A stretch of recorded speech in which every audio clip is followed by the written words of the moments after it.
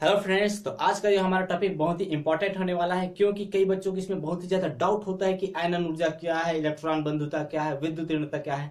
अगर कई बार समझ में भी आ जाता है तो तीनों में कंफ्यूजन हो जाते हैं, क्योंकि ये सभी समानता प्रदर्शित करते हैं। तो चलिए इन्हीं डाउट को मैं दूर करने के लिए एक वीडियो आपके लिए स्पेशल लाया हूँ, और इस वीडियो में मैं तीनों को बताऊंगा कि असल में क्या है और इनमें डिफरेंस क्या है। ठीक है, तो चलिए स्टार्ट करते हैं। तो देखिए पहले आयनन ऊर्जा। तो देखिए जो परमाणु होता है ना, तो परमाणु में जब ऊर्जा डालते हैं, परमाणु में क्या डालते हैं, ऊर्जा डालते हैं, या जब ये परमाणु ऊर्जा को एक्सेप्ट करेगी। तो जब किसी परमाणु में ऊर्जा डालते हैं तो इस परमाणु के बाह्यतम कक्षा से कौन निकलेगी, इलेक्ट्रॉन। तो जब ऊर्जा डालते हैं तो इलेक्ट्रॉन निकल रही है, और ये इसी ऊर्जा को तो बोलते हैं यार आयनन ऊर्जा। मतलब इस ऊर्जा का क्या नाम है, आयनन ऊर्जा। अब आयनन ऊर्जा क्यों रख दिया, बिकॉज ये जो आपका परमाणु है ना, कोई भी जो तत्व होता है, जैसे कि आपका सोडियम ही देख लो। तो सोडियम क्या करता है, इलेक्ट्रॉन त्यागने का गुण रखता है। तो सोडियम से मैंने एक इलेक्ट्रॉन निकाला, तो सोडियम जब इलेक्ट्रॉन त्यागेगा तो इस पे कौन सा चार्ज आएगा, पॉजिटिव। और इसको क्या बोलेंगे, सोडियम आयन बोलेंगे कि नहीं बोलेंगे। कहने का मतलब जब इस सोडियम को क्या दिया, ऊर्जा दिया। ठीक है, जब इस सोडियम को क्या दिया, ऊर्जा दिया। जब इस सोडियम को मैंने ऊर्जा दिया तो ये इलेक्ट्रॉन त्यागा, और इलेक्ट्रॉन त्याग कर ये सोडियम सोडियम आयन बना लिया, सोडियम धन आयन बना लिया। तो देखिए अब कुछ जो तत्व होंगे, आपने सुना भी होगा कि कुछ तत्व की आयनन ऊर्जा कम होती है, कुछ तत्व की आयनन ऊर्जा ज्यादा होती है। तो समझिए, मान लो कोई परमाणु है, और उस परमाणु में जो इलेक्ट्रॉन है वो बहुत ही ज्यादा मतलब आकर्षित है। मतलब ये जो इलेक्ट्रॉन है वो अपने नाभिक के साथ, यहाँ पे बीच में कौन होता है, नाभिक। जब ये इलेक्ट्रॉन अपने नाभिक के साथ ज्यादा दृढ़ता से जुड़ा रहेगा, मतलब ज्यादा प्रबल आकर्षण आकर्षण से जुड़ा रहेगा, तो उस केस में हमको आयनन ऊर्जा ज्यादा लगेगा। सीधी सी बात है, यदि ये प्रबलता से जुड़ा है मतलब ज्यादा ऊर्जा लगेगी, ज्यादा एनर्जी लगेगी इस इलेक्ट्रॉन को निकालने के लिए। यदि ये बहुत ही कम मतलब वीक बॉन्ड से जुड़ा है, कमजोर बंध है दोनों के बीच, मतलब यहाँ पे जो नाभिक है वो आकर्षण बल वो कम लगा रहा है, उस केस में हमको इस इलेक्ट्रॉन को निकालने के लिए ज्यादा ऊर्जा लगेगी क्या, नहीं लगेगी। उस केस में आयनन ऊर्जा थोड़ा भी देंगे तो भी इलेक्ट्रॉन निकल जाएगा, क्योंकि आकर्षण कम है। तो यदि इलेक्ट्रॉन और नाभिक के बीच आकर्षण ज्यादा, मतलब आयनन ऊर्जा ज्यादा। यदि इलेक्ट्रॉन और नाभिक के बीच आकर्षण कम है तो आयनन ऊर्जा कम लगेगी। ठीक, तो आयनन ऊर्जा क्या होगा, आयनन ऊर्जा किसी परमाणु पे डालते हैं, तो जब परमाणु पे आयनन ऊर्जा डालते हैं तो इलेक्ट्रॉन निकलता है, तो उसी ऊर्जा को तो बोलते हैं आयनन ऊर्जा। तो चलिए अब नेक्स्ट चलिए अब समझते हैं इलेक्ट्रॉन बंधुता या इलेक्ट्रॉन एफिनिटी को। ठीक है, इसमें क्या होगा, चलिए कोई एक परमाणु है, ये परमाणु है, ठीक है। तो परमाणु यदि इलेक्ट्रॉन को एक्सेप्ट करता है, एक्सेप्ट मतलब ग्रहण करता है, जब कोई परमाणु इलेक्ट्रॉन को ग्रहण करता है तो यहां से कौन निकलेगी, ऊर्जा निकलेगी। ठीक है, क्यों निकलेगी ऊर्जा, क्योंकि जैसे कि ऊर्जा ग्रहण करती है तो इलेक्ट्रॉन निकलता है। अब इलेक्ट्रॉन आ रही है तो कौन बाहर होगा, ऊर्जा बाहर होगा। ठीक है, कहने का मतलब ऊर्जा और इलेक्ट्रॉन आपस में नहीं जमती है दोनों की। ये ऊर्जा क्या है, ऊर्जा आती है तो इलेक्ट्रॉन बोलता है कि मैं तेरे साथ नहीं रहूंगा, ऊर्जा इलेक्ट्रॉन निकल जाती है। इलेक्ट्रॉन आती है तो ऊर्जा निकल जाती है। आप इसको ऐसे समझेंगे, कहने का मतलब ऊर्जा आ रही है तो इलेक्ट्रॉन निकल रहा है, इलेक्ट्रॉन आ रही है तो ऊर्जा निकल रही है।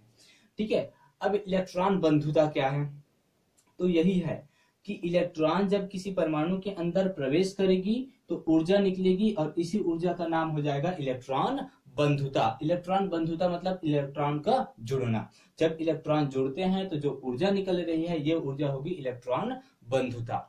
अब देखो कुछ तत्वों में इलेक्ट्रॉन बंधुता कम और कुछ तत्वों में ज्यादा, ऐसा होता है। तो ये कैसे होगा, कहने का मतलब देखो किसकी इलेक्ट्रॉन बंधुता ज्यादा होगी, जो तत्व किसी इलेक्ट्रॉन को जितना आसानी से ग्रहण कर पाएगा उसकी इलेक्ट्रॉन बंधुता उतनी ही ज्यादा होगी। ठीक है, जैसे कि फ्लोरीन है, तो फ्लोरीन क्या करता है, इलेक्ट्रॉन को आसानी से ग्रहण कर पाता है। तो जब आसानी से ग्रहण करेगा तो फ्लोरीन पे आएगा एक निगेटिव चार्ज, और जब आसानी से ग्रहण करेगा तो कुछ ऊर्जा भी क्या होगी, बाहर होगी, और ये जो ऊर्जा होगी वो क्या होगी, आपकी इलेक्ट्रॉन बंधुता। कहने का मतलब जिस तत्व में इलेक्ट्रॉन को आसानी से ग्रहण करने की क्षमता है वह कहलाएगी आपकी इलेक्ट्रॉन बंधुता। मेरे बात को ध्यान में रखना, मैं ग्रहण करने की बात कर रहा हूं, इलेक्ट्रॉन को एक्सेप्ट करने की बात कर रहा हूं इलेक्ट्रॉन बंधुता में। तो आई होप ये क्लियर हुआ होगा। अब समझते हैं विद्युत ऋणता क्या है। तो जब कोई तत्व किसी दूसरे तत्व के इलेक्ट्रॉन को अपनी ओर आकर्षित करके रखता है, यहाँ पे बात हो रही है आकर्षण की।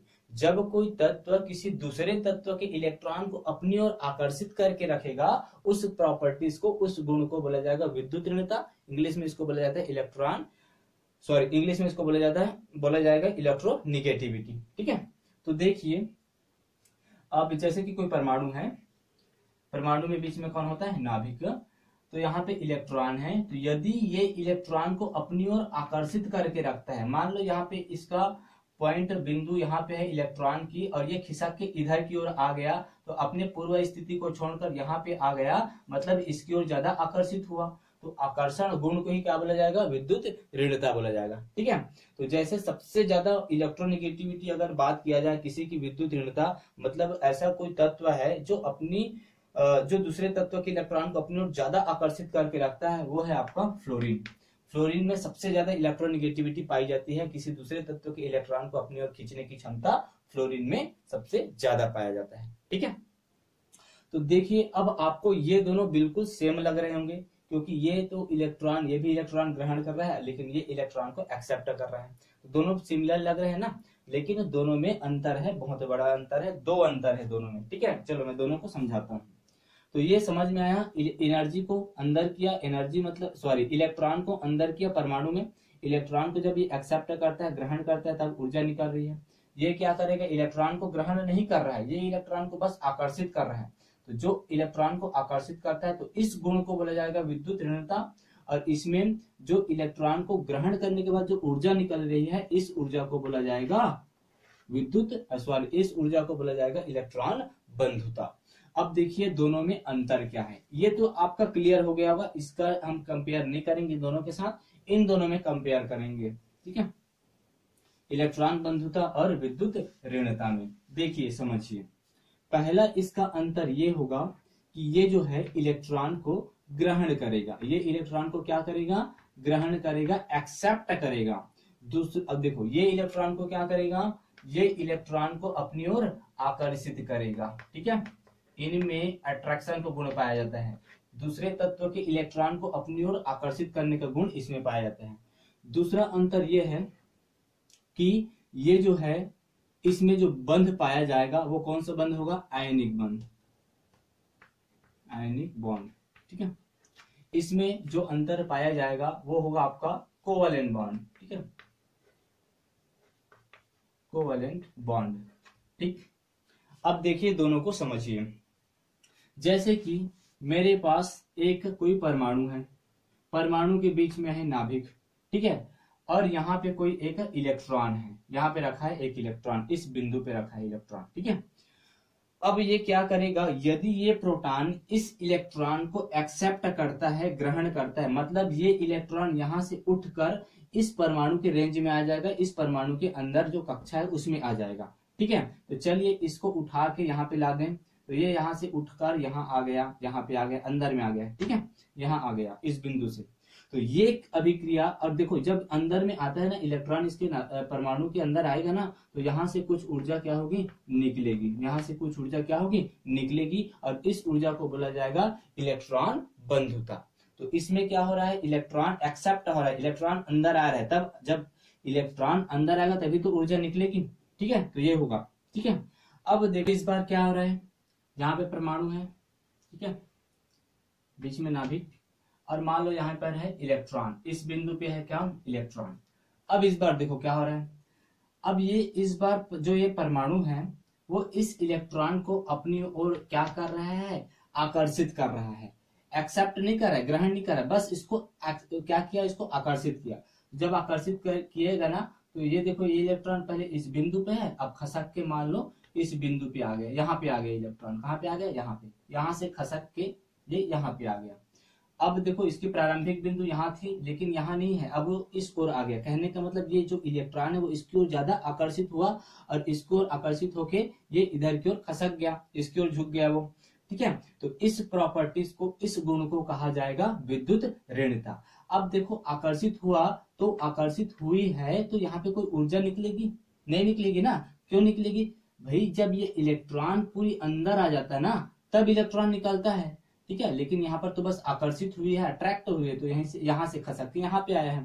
तो ये जो गुण होगा इसको बोला जाएगा, इसकी जो प्रॉपर्टीज होगी ना, इसका जो गुण होगा, इसी गुण को बोला जाएगा विद्युत ऋणता। और ये गुण क्या है? आकर्षित करने का गुण है, अपनी ओर अट्रैक्ट करने का गुण है। तो जब इलेक्ट्रॉन अपने स्थान को छोड़कर किसी परमाणु की ओर ज्यादा आकर्षित हो जाता है, तो इस परमाणु के उस गुण को कहा जाएगा विद्युत ऋणता। और विद्युत ऋणता में कोई एनर्जी नहीं निकलती। एनर्जी तब निकलती है जब वो इलेक्ट्रॉन पूरी तरीके से अंदर आता है। किसमें आता है? इलेक्ट्रॉन बंधुता में आता है, ठीक है। अब देखिए सेकंड, इसका सेकंड एग्जाम्पल क्या है उसको भी समझिए, आयनिक बॉन्ड को समझिए। तो इसके लिए कोई एक आध ऐसा एग्जांपल लें जिनमें प्लस चार्ज भी पाया जाता है और माइनस चार्ज भी पाया जाता है। तो किस में पाया जाता है? NaCl में। देखिए NaCl के एग्जांपल ले लेते हैं। तो देखिए सोडियम में 1 इलेक्ट्रॉन पाया जाता है ना बाहरी कक्षा में, इसका एटॉमिक नंबर होता है 11, पहली कक्षा में 2, दूसरी कक्षा में 8 और तीसरी कक्षा में अब कितना बचेगा? 1। इसमें देखो एटॉमिक नंबर 17, पहली कक्षा में 2, दूसरी कक्षा में 8, तीसरी कक्षा में 7। अब यहाँ पे देखो कोई भी जो तत्व होता है, आप सबको पता है, वो तत्व जो होता है अपना अष्टक कंप्लीट करने का प्रयास करेगा, कोई भी जो तत्व। क्यों? क्योंकि अष्टक कंप्लीट करते ही वो स्थायित्व प्राप्त कर लेता है। तो ये भी क्या करेगा? इसके पास है 1 इलेक्ट्रॉन में 1 डॉट के द्वारा दर्शा दिया। इसके बाहरी कक्षा में कितने इलेक्ट्रॉन है? इसके बाहरी कक्षा में 1 इलेक्ट्रॉन, इसके बाहरी कक्षा में 7। तो लूज डॉट के अनुसार दर्शा दो, 2, 2 4, 2 6 और 1 7। तो देखिए इलेक्ट्रॉन ये अष्टक कब कंप्लीट करेगा? जब ये 1 इलेक्ट्रॉन पूरी तरीके से बाहर निकाल देगा, तब इसका अष्टक कंप्लीट होगा, है ना। क्योंकि एक्सेप्ट 1 इलेक्ट्रॉन ये ग्रहण भी कर लेगा तो भी इलेक्ट्रॉन ये अपना अष्टक कंप्लीट नहीं कर पाएगा, ये सोडियम। तो क्या करेगा? क्यों ना ये इलेक्ट्रॉन इसको दे दे, ताकि इसका भी काम बन जाएगा। तो ये 1 इलेक्ट्रॉन इसको पूरी तरीके से दे देता है और क्लोरीन जो है इस 1 इलेक्ट्रॉन को पूरी तरीके से एक्सेप्ट कर लेता है, ग्रहण कर लेता है। तो देखिए ये 1 इलेक्ट्रॉन को इसको दे दिया, मतलब यहां से हटा दो इसको, ठीक है। अब देखो इसका अष्टक कंप्लीट हुआ, 8 इलेक्ट्रॉन हो गए। और ये देखो इसका भी हो गया, 2, 2 4, 2 6 और 2 8। क्यों? क्योंकि 1 इलेक्ट्रॉन को इसने ग्रहण किया है। तो अब 7 थोड़ी रहेंगे, अब कितने हो जाएंगे? 8। तो देखो इसका भी अष्टक कंप्लीट, इसका भी अष्टक कंप्लीट, दोनों का काम बन गया। तो यहाँ पे इलेक्ट्रॉन को ये क्लोरीन ग्रहण किया है। तो जब ये क्लोरीन इलेक्ट्रॉन को ग्रहण किया है तो यहाँ से ऊर्जा निकलेगी कि नहीं निकलेगी? निकलेगी। और इसी ऊर्जा का नाम है इलेक्ट्रॉन बंधुता। आई होप आपको समझ में आ गया होगा। अब चलिए सेकंड समझते हैं, कोवेलेंट बॉन्ड मतलब सहसंयोजी बंध। इसमें क्या होगा? चलो एक एग्जांपल ले लेते हैं। फॉर एग्जांपल HCl कर लेते हैं, हाइड्रोक्लोरिक अम्ल का। तो देखिए हाइड्रोजन है, हाइड्रोजन के पास कितना इलेक्ट्रॉन होता है? 1 इलेक्ट्रॉन होता है। क्लोरीन के पास 17 होते हैं, तो इसका 2, 8, अंतिम कक्षा में 7। तो देखिए क्लोरीन के पास 1 है और यहाँ पे 2, 2 4, 2 6 और 1 7। देखिए अब हाइड्रोजन को अपना अष्टक कंप्लीट करने के लिए 1 इलेक्ट्रॉन की जरूरत है, क्योंकि हाइड्रोजन एक ही कक्षा होता है इसमें। तो पहली कक्षा में यदि 2 इलेक्ट्रॉन भर गया मतलब ये स्टेबल हो गया, ठीक है। तो हाइड्रोजन क्या करेगा? 1 इलेक्ट्रॉन ग्रहण करने का प्रयास करेगा अपना स्थायित्व प्राप्त करने के लिए। क्लोरीन को भी चाहिए 1 इलेक्ट्रॉन अपना अष्टक कंप्लीट करने के लिए। तो क्या करेगा? ये दोनों बोलेगा क्यों ना हम दोनों अपना इलेक्ट्रॉन शेयर कर लें। शेयर करते हैं तो हम दोनों का काम बन जाता है।